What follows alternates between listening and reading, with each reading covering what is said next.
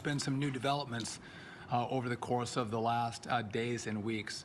But before I start, I do want to thank Secretary Noem and ICE and the state of Indiana for the great work they've done. They had a press conference this morning identifying 223 illegals that were arrested in a sting operation in Indiana. 146 of those individuals were truck drivers. And wow. Secretary Noem actually pointed out that a number of those truck drivers that were illegal have criminal records. Individuals that have no place on American roads. Through Indiana's great work, we discovered that they were, and those people are taken off the road now, and many of them are headed back to their countries of origin. I know other states are partnering with us. States like Imagine getting to go to a whole nother country and just kick it on their roads and do what you want, man. Crazy. Oklahoma also setting up operations in their states to actually enforce the laws on the books in their states, but also the laws that come from the federal government and those of us here at DOT. So I want to walk through just some of the history of what's happened here. In late May, we told all of our states that you have to enforce the English proficiency requirements that are on the books right now. And by the way, those are not new rules that were put on the books by US DOT. They've been on the books for decades. That's true. It's just that we were going to enhance the penalties that existed before Barack Obama changed them in the early 2000s. So we're going back to the original standard, taking vehicles out of service if someone couldn't speak English. And then sounds right. We did an investigation in regard to non-domiciled CDLs. So just quickly, what is a non-domiciled CDL? It was a CDL that was envisioned for someone from one state, a citizen from one state, that was going to get a commercial driver's license in another state. So say I'm in Wisconsin and I want to drive truck in Texas, a lot of jobs down there, and I would get a commercial driver's license, a non-domiciled one in the state of Texas.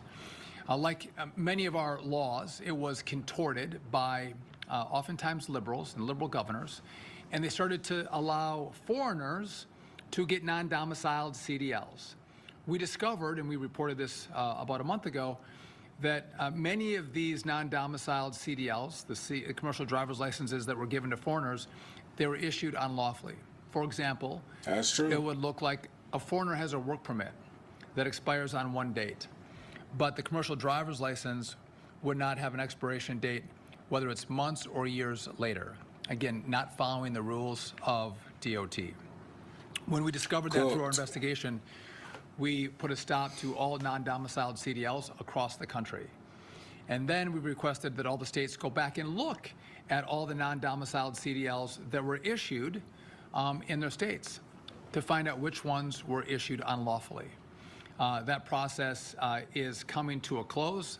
I think a lot of states have tried to comply, but I think we have a number of states that have been less than willing to comply with our requirements.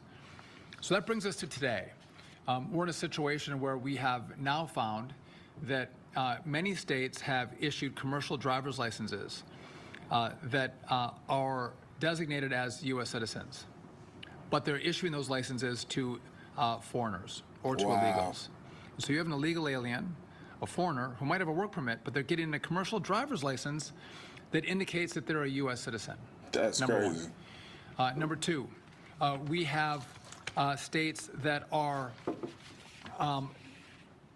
giving illegal aliens. So they don't have a work permit, they're here illegally, they're giving illegals commercial driver's licenses. So instead of the state finding an illegal in their state, coming in to get a commercial driver's license and actually calling ICE and saying this person should be deported, they're actually giving them a commercial driver's license. So these are individuals that can drive fuel tankers, they can drive school buses. Yeah. They can drive all of these very dangerous big rigs on our roads, and they are in the country unlawfully. And then finally, what we found is that we have a number of drivers that have no driver's license at all. They're just getting behind the wheel of a big rig, and they are operating.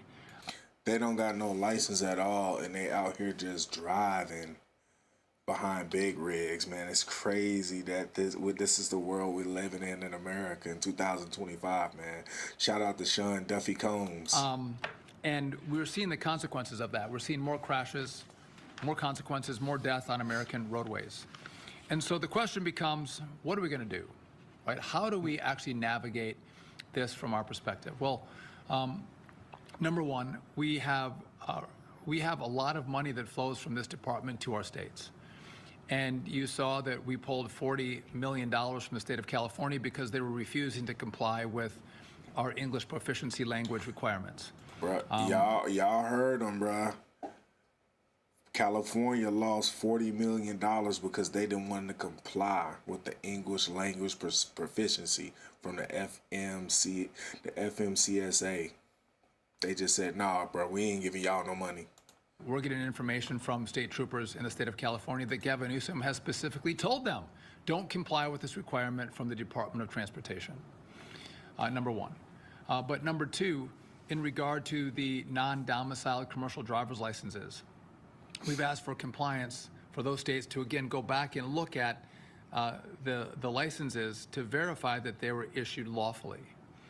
California is less than cooperative, and we're in the process of going through a review, and we have the opportunity to pull $160 million of additional dollars from the state of California. Oh, wow. That's about 4% of the money that we send California from DOT. We'll be able to pull another 4% and another 4% if they don't comply. Eventually, they said they're gonna pull $160 million from California because y'all not complying with the FMCSA. Crazy. we can pull their ability to issue commercial driver's licenses. We will get compliance. They will comply. I think it begs the question also, who is testing these drivers? Who is taking drivers in, seeing if they speak English, and then testing them on basic skills that would allow them to be certified to then go to the DOT to get a license? So these are commercial driver's license schools. Yeah. And a lot of these students are coming through these schools. They can't speak the language, and many of them are not proficient in the English language. Many of them don't have the skills to operate these big rigs on the roads. But nonetheless, these schools are certifying that they're qualified. Not only that, they don't have documentation that they're citizens. So we are going to go after the CDL mills that are issuing licenses across the country, sending a certification in to our state DOTs saying that you have a qualified individual to drive a big rig and licensed in your state, and the truth is they are not. We are going to take a hard look at those individuals, and there will be serious consequences for them. Also, we are diving into the companies that hire these drivers that may not have a license, that may not have a lawfully issued license, or do not speak the language. Companies will be held to account. And so y'all just heard him right there. Sean Duffy Combs said, man, we're going after the companies that's giving these truck drivers these jobs, man.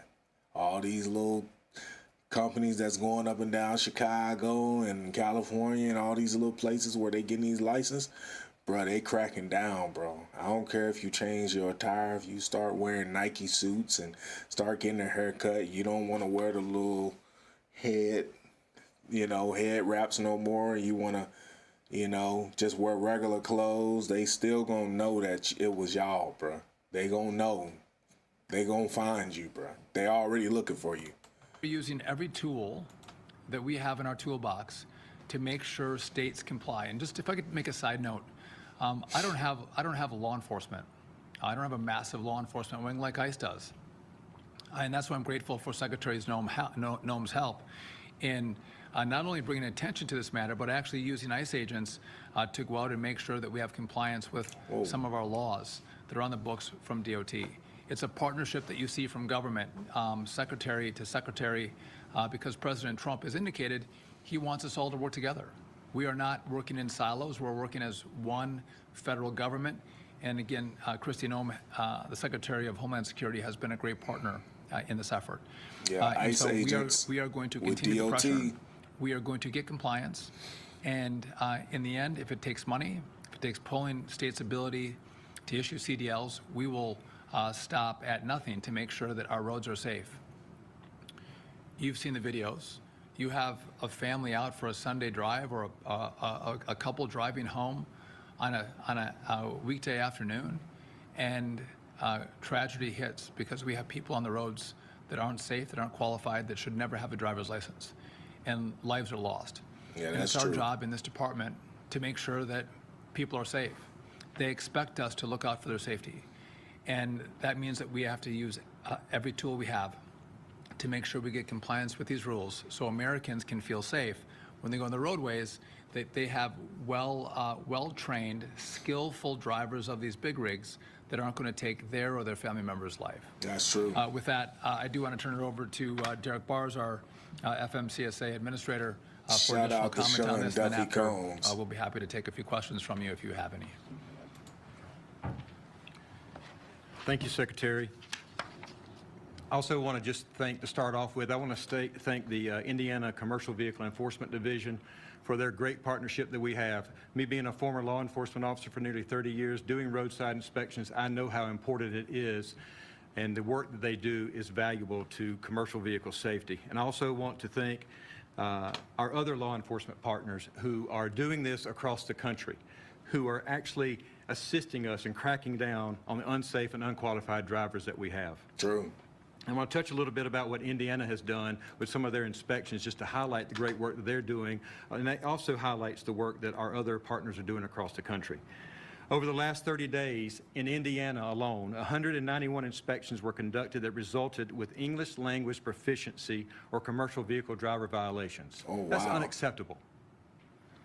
Let me break this down for you just a little bit. Of those 115, there were CDL violations, and that included no CDLs, as the Secretary just mentioned, unqualified drivers, suspended driver's license, or just being disqualified. Wow. And 76 of those were ELP, English Language Proficiency violations. As the Secretary also mentioned, we need to look at every step and everything, every tool in our toolbox, which includes the entry-level driver training schools, where safety truly begins. That's true. This is when a new driver comes in, he gets the training that he needs to be a professional driver.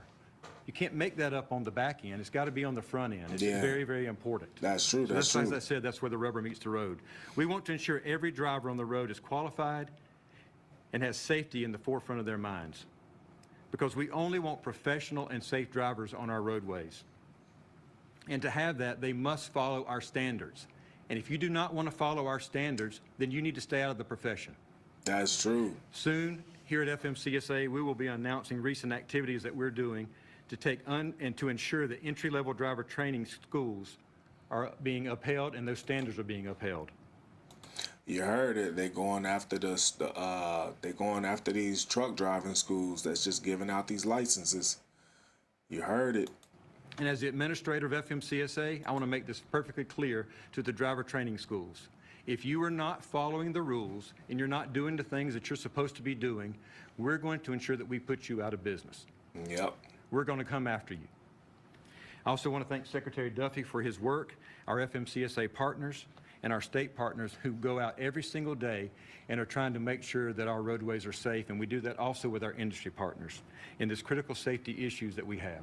So thank you very much, sir. Just want to note that this is not a problem that developed overnight. This is a problem that's been evolving over years. Yes. And as I took this job, I would get outreach immediately from truck drivers about the problem we have with non-citizens, foreigners, non-English speakers driving on our roads. It was a huge issue. The difference is the last administration didn't pay attention to it. They didn't care about it. No, they didn't. They didn't focus on it. And that's not this administration. And so I do want to thank Derek and his team who have done outstanding work, making sure that we're looking around every corner so we can make sure we get compliance and we keep every single American safe. And with that, if you guys have any questions for us, we're happy to take them, yes. Man, that's what's up, man. Earlier this month, the department said that it found enough funds to keep the program going or continue to fund the program through November 2nd. That's the Sunday. Guys, I want you guys to like, comment, and subscribe down below, man.